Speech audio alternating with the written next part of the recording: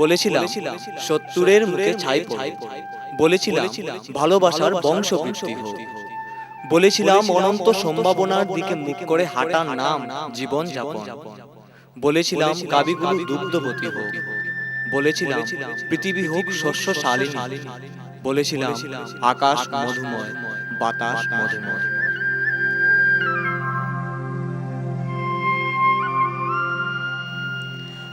কবিতা লুকিয়ে থাকে মানুষের মাঝে, প্রকৃতির ফাঁকে ফাঁকে। জাগতিক ছন্দের সাথে তাল মিলিয়েই রচনা হয় সার্থক কবিতার। খুব কম লোকই ধরতে পারে এই ছন্দ। যারা পারে তাদেরই একজন কবি শক্তিপদ ব্রহ্মচারী।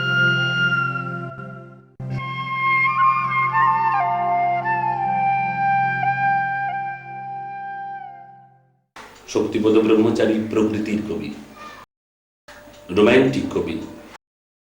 শক্তিপদ ব্রহ্মচারী প্রেমের কবি, বাউল কবি, স্বতঃস্ফূর্ত কবি। কোনোদিন দেখিনি যে একটা কবিতাও কষ্টকল্পিতভাবে লিখছেন। যখন তার লিখতে ইচ্ছে হতো তখনই লিখতেন। তার পিতৃবিয়োগ হয়েছে, ধারা গলায় নিয়ে বসে আছেন, শ্রাদ্ধের চিঠি লিখছেন। শিলচরের জনৈক কবির বিয়ে, তিনি গিয়ে বললেন, শক্তিদা আমাকে একটা কবিতা লিখে দেবেন, আমার বিয়েতে ফোল্ডার বেরোবে। তখনই কলম হাতে নিয়ে লিখলেন ছড়া, দীপক সোনার বিয়ে নাল গামছা দিয়ে, আজকে কাটুক যেমন তেমন, কালকে হবে ইয়ে। কবি শক্তিপদকে জানতে হলে জানতে হয় অতন্দ্রের কথা। অতন্দ্র পত্রিকা বরাক উপত্যকাকে আধুনিক কবিতার সাথে হাতে কলমে পরিচয় করিয়ে দিয়েছিল। শক্তিপদের প্রথম পরিচয় অতন্দ্রের কবি বলে। এই পত্রিকার ছন্দ গড়ে দিয়েছিলেন শক্তিপদ ব্রহ্মচারী। শক্তিপদ শিলচরে, শক্তিপদই একমাত্র অতন্দ্র গোষ্ঠীর কবি আমি যাকে পেলাম, যা সারাক্ষণ আড্ডা দিতেও আপত্তি নেই। দেখা গেছে প্রত্যেক কবিরই জীবনে জড়িয়ে থাকে একটা নদীর নাম। শক্তিপদেরও ছিল বিবিয়ানা, বাংলাদেশের এক অখ্যাত নদী, যাকে বিখ্যাত করে তুলেছেন আমাদের কবি। বিবিয়ানা নদী, যেটা আবার খুব ইন্টারেস্টিংলি তার জীবনের শেষ বই, যেটা বললাম মৃত্যুর কিছুদিন আগে বেরিয়েছিল, দ্বন্দ্ব অহর্নিশ, তাতে বেরিয়েছে। সেইখানে আবার বিবিয়ানা নদী। এটার মধ্যে একটু বলা যায় মজা আছে, কাকে বেশি ভালোবাসি, বিবি নাকি সেই বিবিয়ানা? বিবিয়ানা হচ্ছে তার নদীর নাম। কবিদের বিভিন্ন ধারা থাকে, কেউ নৈরাশ্যবাদী, কেউ রোমান্টিক। শক্তিপদের পরিচয় তিনি কবি। এই কবি রোমান্টিক হয়েও কিন্তু বস্তুবাদী। এটা প্রকাশ পায় কিভাবে? তার কবিতার ভাষা, যা কাব্যিকতায়, পোয়েটিসিটি যাকে বলে ইংরেজিতে, তাতে একেবারে মোড়া।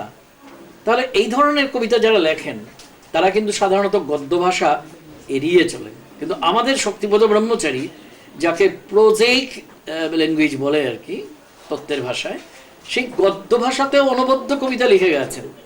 দাদা কবিত্বটা পেয়েছে কিন্তু বাবার কাছ থেকে না। বাবার কবিত্ব হচ্ছে পাণ্ডিত্যটা বেশি ছিল, তো পেয়েছে আমার মার কাছ থেকে। আমার মা তো একদম কম পড়াশোনা, হ্যাঁ, তখনকার দিনে স্কুলে যাননি বোধহয়, এরকম ব্যাপার, জাস্ট বাংলা লিখতে পারেনি। কিন্তু আমার মা, আমি দেখেছি, পদ্য নির্ভুল ছন্দে পদ্য লিখতে পারেন। কলকাতার যে সাহিত্য জগৎ, তার সঙ্গে একটা পরিচয় হলো, তখন দেখলাম যে বাইরের যারা পাঠক, তারা সবচেয়ে বেশি যার নাম জানে, বা অনেক ক্ষেত্রে একমাত্র নামটা যেটা জানে, সেটা হচ্ছে শক্তিপদ ব্রহ্মচারী। ততদিনে শক্তিপদ ব্রহ্মচারীর কবিতা দেশ পত্রিকায় বেরিয়েছে। আমার মনে আছে দেশ পত্রিকায় তার প্রথম কবিতাটা খুব মজাদার ছিল। তার প্রথম কবিতার বই নাম হচ্ছে সময় শরীর হৃদয়, তাতে ছিল ওটা, তুমি আমার শূন্য বুকের নৃত্যময়ী, তুমি আমার অচল শিখি, ঠাকুর ঘরের ভোগের থালা, তুমি আমার ঘণ্টার ধ্বনি, ছাড় প্রকাশার নেড়া তোষক, বগল ছেঁড়া গায়ের জামা, মরণকালে তুমি আমার গীতার মতো শিয়রসাই। এই যে ছন্দটা হচ্ছে ছড়ার ছন্দ, কিন্তু কি অদ্ভুত ব্যবহার। পরে যখন আরো ভালো করে পড়লাম শক্তিদার কবিতা, শক্তিপদ ব্রহ্মচারীর কবিতা, তখন দেখলাম যে ছন্দে তার মতো এত পাকা হাত আমাদের এই অঞ্চলে খুব কম কবিরই আছে। মানুষকে বাদ দিয়ে, জন্মভূমিকে বাদ দিয়ে, মাটিকে বাদ দিয়ে তিনি আকাশে আকাশে ঘুরে বেড়ানোর রোম্যান্টিক বিচরণ ভূমি রচনা করেননি। তিনি রোমান্টিক কবি বটে, কিন্তু মাটিকে বাদ দিয়ে নয়, মানুষকে বাদ দিয়ে নয়, স্বজন এবং পরিজনকে বাদ দিয়ে নয়। এমন কবি বরাক উপত্যকায় পূর্বে কোনোদিন আসেননি। দ্বিধাহীন চিত্তে সচেতনভাবে উচ্চারণ করছি। আগামীতে আসবেন কিনা আমি জানি না।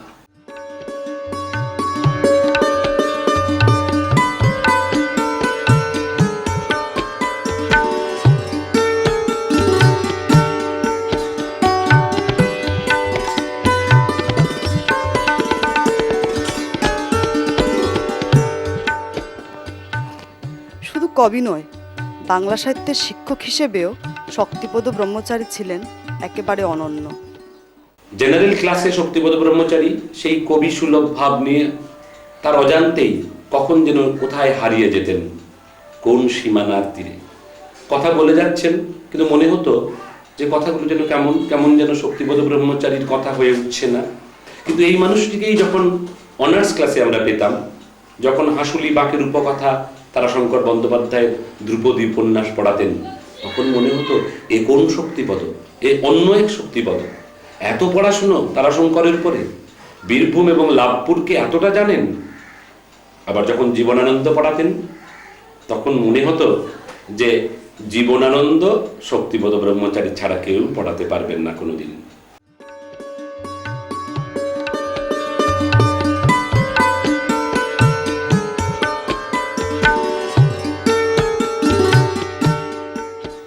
উদাসীন সংসারী কবি শক্তিপদ ব্রহ্মচারীর জন্ম হয় 1937 সালের 20 এপ্রিল।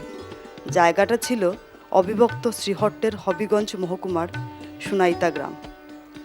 কৈশব হবিগঞ্জে, তারপর 1956 সালে শিলচরে পাড়ি দেওয়া। পরিচয় হয় হুবুশ্রী বেলাদেবীর সঙ্গে। আমার কিন্তু প্রেম করে বিয়া ব্রহ্মচারীর সঙ্গে আমার দেখা হয়েছে 56-এ। তো আমি জানি, আমি সবসময় ভাবতাম আমি জানি বিয়া হবো, আমি টাকা চাই না, পয়সা চাই না, বাড়ি চাই না, গাড়ি চাই না, কিচ্ছু চাই না। আমি একটা মানুষ যে মানুষটাকে সঙ্গে জানতো, চিনতো, একটা নিজের পরিচয় থাকতো, ঠিক এই ধরনের একটা মানুষ। আমার ছোটবেলা থেকে এটা জানি না আমার কে লিগে, আমি ছোটবেলা থেকে এটা আমি মনে মনে ভাবতাম আর কি। তথাকথিত দাম্পত্য জীবন ছিল না শক্তিপদের। ঘর সংসার নিয়েছিলেন চরম উদাসীন। ছোট ভাই শঙ্কর ব্রহ্মচারী এবং স্ত্রী বেলা ব্রহ্মচারীর উপর এতই ভরসা ছিল যে পরিবারের কোনো ব্যাপারেই না গলাতেন না আমাদের কবি। আমার বড় ভাইজির বিয়ে, লোক আসছে, সব জানাশোনার লোকদের আসছে, ও একদম জলি মুটে, কোনো টেনশন মেনশন কিছু নেই। বলছে স্যার আপনার মেয়ের বিয়ে, আপনি আমার তো মেয়ের বিয়ে না, আমার নাম শঙ্কর, কত শঙ্করের ভাতিজির বিয়ে, আমার কি এও দায়িত্ব, এই ধরনের। কেউ বানাইব, কেউ নিমন্ত্রণ হয়ে এমনও দিন গেছে নিমন্ত্রণ হয়ে আইছেন দারুণ পাত্তা নাই। আমার বাসাত নিমন্ত্রণ হয়ে আইছেন ভদ্রলোক আইয়া বইতে বইতে বইতে, তারপরে জানলাম যে তার আজকে খাওয়ার কথা হয়েছেন রাত্রেবেলা, অথচ তাই নাই বাসাত। তাই আমার পয়সা নেই না তার দিয়ে নিমন্ত্রণ হয়ে।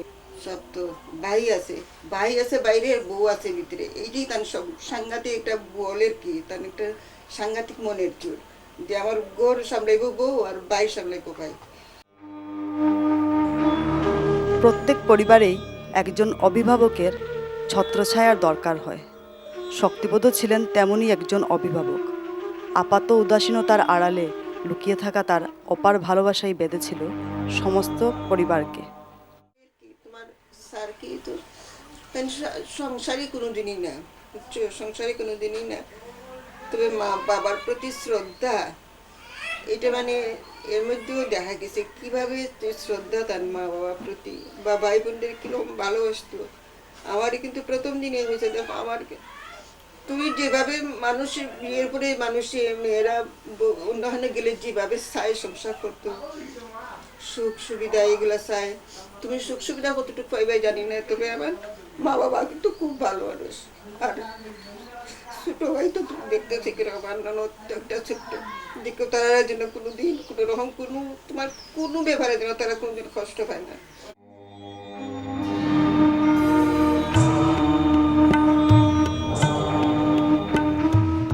কেমন ছিলেন শক্তিপদ ব্যক্তি হিসাবে? যারা জানেন তারা বলেন পরিহাসপ্রিয়, সরল, অনাড়ম্বর। ব্যক্তি শক্তিপদ ব্রহ্মচারীকে, মানুষ শক্তিপদ ব্রহ্মচারীকে আমি যেভাবে দেখেছি, আমার এই 40 ঊর্ধ্ব জীবনে এরকম আর দ্বিতীয় মানুষ দেখিনি। কোনো ভণ্ডামি ছিল না, অসম্ভবভাবে সত্যি কথা বলতেন, রসিক নাগর ছিলেন এবং কোনো ভ্যানিটি ছিল না, অহংকারের বিন্দুমাত্র লেশ তার ছিল না। বন্ধুরা বলেন আড্ডার মধ্যমণি ছিলেন শক্তিপদ। বন্ধুত্ব ছিল তার সহজাত দক্ষতা। আড্ডার যে মধ্যমণি হওয়ার যে তার যোগ্যতা, এটা তার সাংঘাতিক ছিল। পাণ্ডিত্য ছিল, রসিকতা ছিল, সেই উইটি অত্যন্ত সুন্দর যোগ করতে পারতেন। এবং তাকে কেন্দ্র করে মহিমালয়ের আসল জমে উঠত। আরেকজন ছিলেন, প্রয়াত হয়েছেন, স্কুলের শিক্ষক ছিলেন রতীশ সেন। উনিও ছিলেন ওই আড্ডাতে খুব উইটি আড্ডা দিতে পারতেন এবং তাদের আড্ডার মধ্যে যারা পাশে বসতো, ইয়ঙ্গার যারা জেনারেশন, তারা খুব উপকৃত হতো তাদের আড্ডার কথা শুনে এবং রসিকতা করতে পারতেন তিনি অত্যন্তভাবে। অত্যন্ত সুন্দর তাদের আড্ডার ইয়ে ছিল। সবগুলোকে কালীকুসুম চৌধুরী, ইটেন নাগ, বিমল চৌধুরী, এই রতীশ সেন, মারা গেছেন রতীশ সেন, তার সমসাময়িক যারা আছে গাড়ি, এরাই কেন আসতো। তখনকার সময় আড্ডাগুলো হইতো যে মানুষের তখন যে সাহিত্য, ইতিহাস, ভূগোল সমস্ত কিছু আলোচনা হইতো এবং সবার মধ্যে একটা বামপন্থী একটা মনোভাব ছিল এটা। এবং আলোচনার এইটা দীর্ঘ রাত্রে 10টা 11টা কবি সাহিত্যিকের প্রশ্ন, যে কোনো বিষয় নিয়ে আলোচনা আরই, অনেক সময় সমাজ বিজ্ঞানের আলোচনা সব কিছুই।